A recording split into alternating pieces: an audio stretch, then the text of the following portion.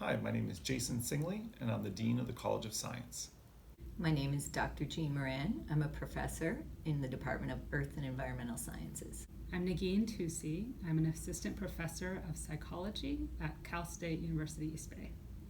The communication of science is important because science at its very heart is a collaborative endeavor, and you're always working with other people, and it's really important for you to be able to communicate your ideas, whether it's working in a lab with a group of people to be able to discuss ideas, or working with collaborators that perhaps live in a different city or in a different country even. So constantly you are under pressure to be able to express and share your ideas in a way that others can really understand what you're thinking. I think there's a few reasons why communication of science is important. One is that much science is funded by the taxpayer, and it really belongs to the taxpayer. The results and the interpretation belong to the taxpayer, and the taxpayers deserve to understand the outcome and be able to use it.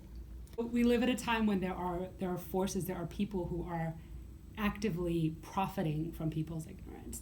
And we have evidence of oil companies, gas companies, drug companies, alcohol, tobacco companies who have made a profit off products that harm people and harm the environment in which we live.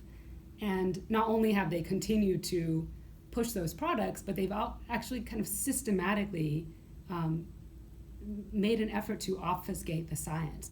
We always want to be able to share what we're doing with others. Science is not done alone.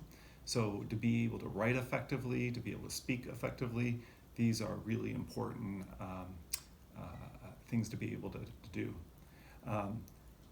As a scientist, I spend probably at least half my time writing papers, writing grants, working on oral presentations.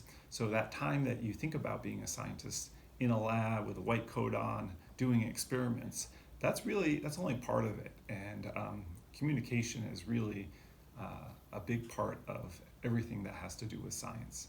Another reason that I think is important is that our policies and our laws should ideally be based on sound science. So educating legislators and policymakers is a very important component of science communication.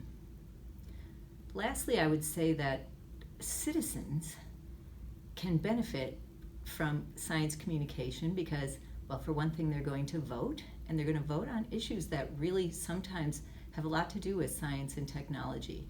So the more information that we can get across, the better informed voters we will have.